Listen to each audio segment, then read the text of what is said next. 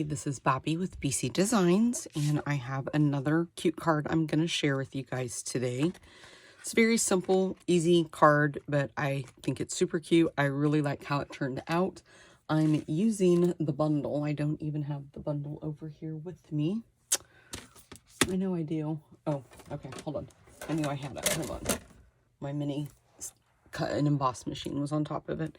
So I'm using the Hello Harvest bundle, and we're not using a lot of the dies that coordinate with this time. We're going to use the little sunflowers, so I'm going to use that image and that die, of course. But for the leaves, I'm using the ringed with tree rings dies.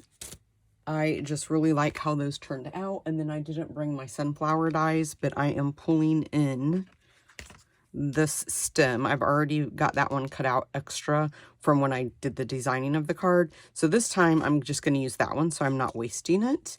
And then I'll cut one out using basic black. So this is the card. Like I said, it's a pretty easy design. I'm also going to use the classic matte dots. And then I'm using this rectangle from the Stitch rectangle dies to die cut out our two little labels here in the back. And then my DSP is coming from the Rustic Harvest 12x12 DSP. I'm using this bundle for my monthly card class. And so I'm trying to give everybody a few more out-of-the-box ideas because all of this cardstock is colored on this side, the DSP. It's all got colored patterns. But on the flip side, the back side of each one is black and white. So you're going to get a lot of black and white options to use. I really, really like that one a lot. I haven't used it yet, but I probably will. And so here's the DSP that I'm using for this card today. So my card base, this is just scraps that we're going to use for the die cutting. But my card base is thick Whisper White, and it's 4 1/4 by 11. And I scored it right down the center at 5 1/2. And then we can just go ahead and layer our DSP once I grab my Stampin' Seal. So we'll just layer this piece on here. Okay. And I like these little guys to make sure that they're going in the right direction. I think it would look weird if I put them in the opposite direction. Now I'm going to move this out of the way for right now because we have a lot of die cutting. It's not stamping, but just die cutting. So let's move that out of the way, and I need to turn this where the handle's going to be near me. Grab my plates, and we will put, like I just said, we're going to go ahead and stack this as much as we can because I need one of each using the tree ring dies. So we'll die cut these out.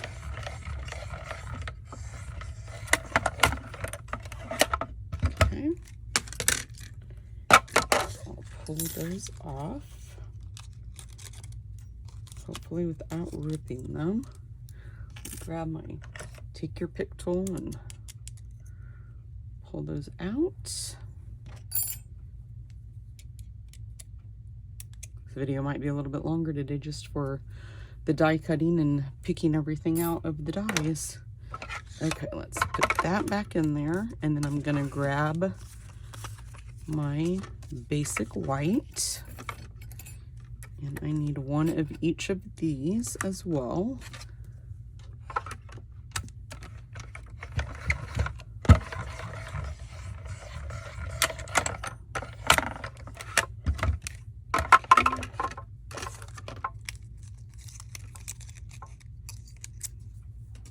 Oops, toss that in the trash. Put those over there, and then I'm going to also die cut out.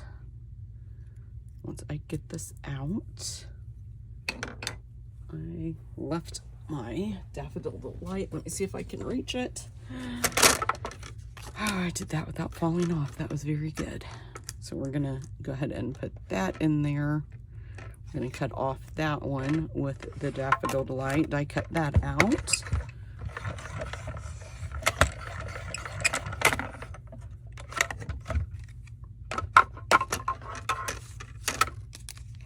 I'm not sure if I'm die cutting out enough as I'm looking at the card. We'll see once we get putting it together. I might have to come back and die cut out a few more things, but for right now, I don't think I'm going to die cut out any more of those. I'm going to leave that over there just in case I need it. And then I'm going to put that there so I don't lose it. I'm going to grab my rectangle and I'm going to cut 2 of these out.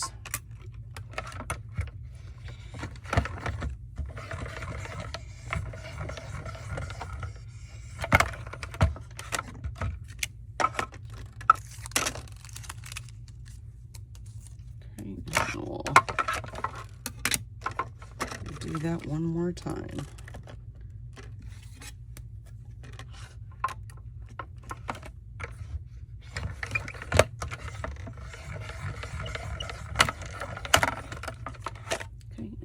This out of the way because I do think we're done, but like I said, we might have to come back.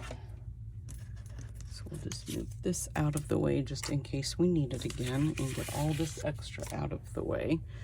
And then we'll start putting it together. So I'm gonna grab this one. Now this time I am going to stamp the sentiment. I think I'm going to use Daffodil Delight. In the original one, I used just the memento. I'm just going to see. I know Daffodil Delight is super light when you stamp it, but I just want to see if it's going to give it that little extra added pop of color. And if we don't like it, we can learn and do it with the basic black. Okay, I do have to stamp the flower, but I am going to stamp it using Memento ink.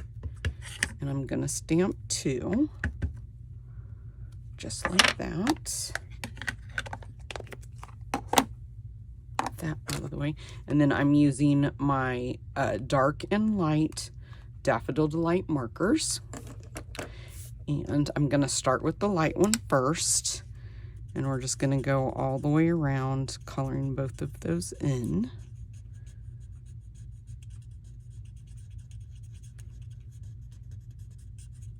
Just like that.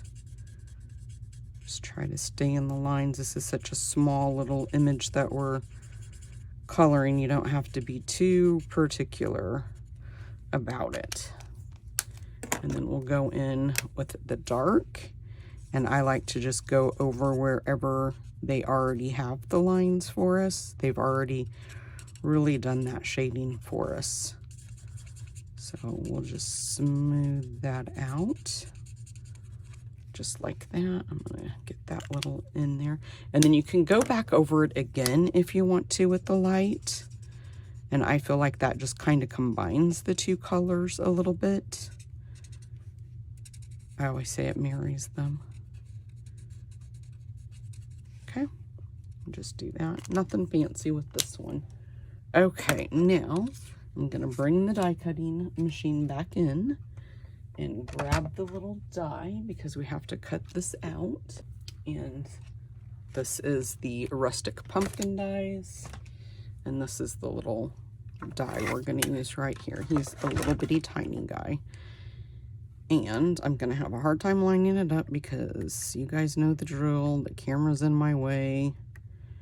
So we're just going to spin, spin, spin. I'm going to turn it this way so I can see a little bit better to line it up. Because earlier today I found a point on the flower that was, nope, a little bit bigger. Or I'm sorry, the point was a little bit sharper. And of course, let me see if I can find it. I'm going to turn my paper this way and see if that helps. Because I looked at the flower and then I looked at the die and I could see. And of course now, because I'm doing a video, I can't, it's not popping out at me. Let's see.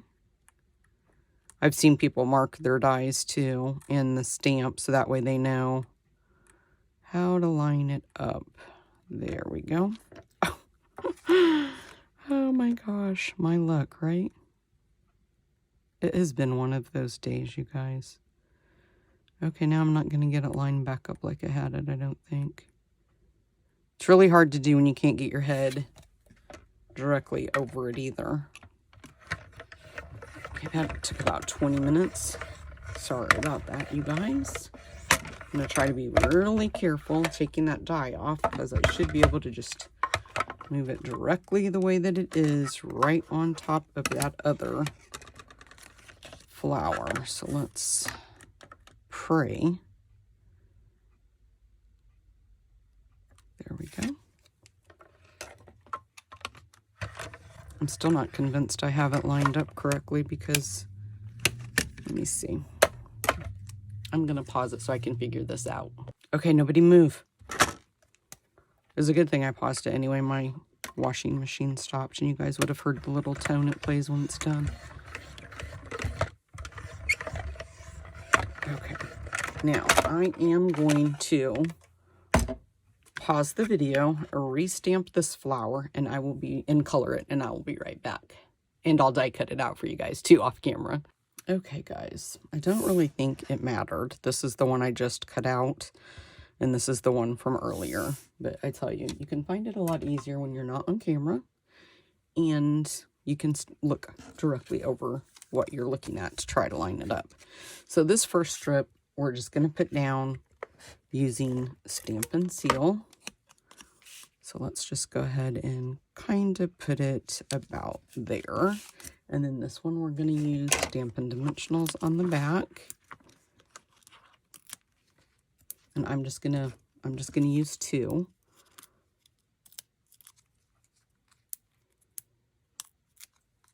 And then we're just gonna kind of offset it, kind of like that. Okay, I got some ink on my card there, dang it. We'll go ahead and flip the flowers over and put dimensionals on the back of them as well. And for the size, 1 Stampin' Dimensional is plenty. Now I went ahead and put my flowers down first, and I just kind of eyeballed it where I thought I was going to want them to go. Something like that, kind of staggered a little bit. And then I just started layering my pieces behind. And I'm just going to use some multi-liquid glue. And I'm just going to put it on wherever they're going to be adhered to the card. So let me grab my glue. And so I'm just going to go and just dot a few little pieces of glue, little drips of glue, not pieces, on the back. And that will just make that stick for us. And then put a little bit on that, and we might have to add some, we'll see. So for the first one, I'm gonna grab this guy, and we're gonna stick him. And you just gotta kind of fill and work behind the dimensionals.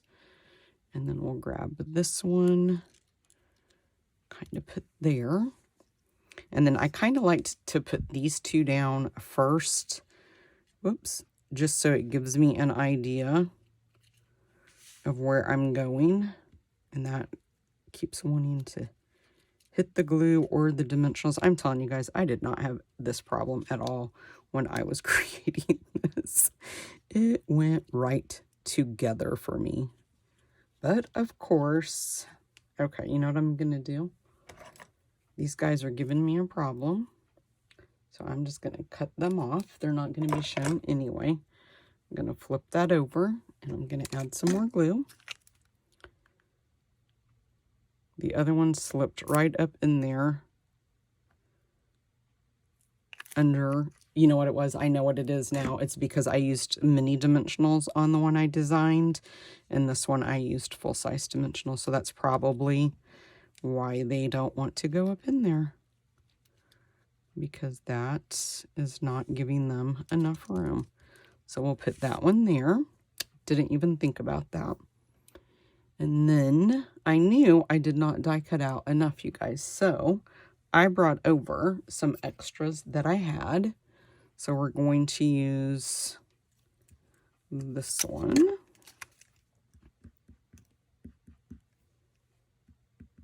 I knew, I was like, this is not going to be enough. Now I'm going to use my old tweezers that have glue all over them because it just kind of helps me. And we'll stick this one right in there. And then I need a white one. Now I liked the white with this, so I am going to cut that out. So let me pause. I'll cut out the rest of what I need so you guys don't have to watch me do that, and I'll be right back. Okay guys, I'm back. Have you guys ever had one of those days where you have just been completely off? Like no matter what you do, it's not right. You're running into things, you're dropping things. It's just like one catastrophe after the other. That is the day that I have had today. Let me tell you, it has been like no other. Okay, now I wanted to put my yellow flower there, but I messed that up and put the white one. So I'm going to take that off. And we'll slide this one in. So this one is Daffodil Delight, just like that. Okay, just trying to look at my original to see what I did. We'll stick this one. Yeah, those full-size dimensionals is absolutely what is causing my little vines not to want to go where they're supposed to go. So follow my design and use mini instead of using a full-size dimensional, and you will not have the struggles that you see me having right now. Okay, I think that is enough. And I like to not glue these pieces down because I do want them to kind of be up and moving and be able to move around, like not stuck down. And then we're going to bring in some of these matte dots.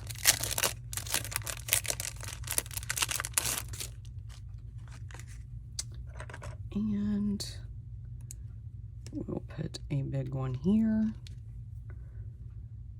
And then we'll put one here. And then I'm going to put one of the little tiny ones right up there. I kind of like to do, when I'm doing the beads, I kind of like to do like the little dots 3. That seems like it's a good number. Okay guys, that's it for today. Sorry I had such a struggle, but make sure that when you do put your flowers down, use the mini dimensionals. I don't know if you guys can see, but you can see that that is what I used on the original. And you guys just saw me use the full-size dimensionals, and that is really what stopped. I didn't even think about it when I did it. I just thought, oh, you know, a big dimensional will fit there. I don't have to use the mini. So just make sure that you do that. And then I think I do like it better stamped in the Daffodil Delight versus the black. Okay, guys, thanks so much for stopping by. Bye-bye.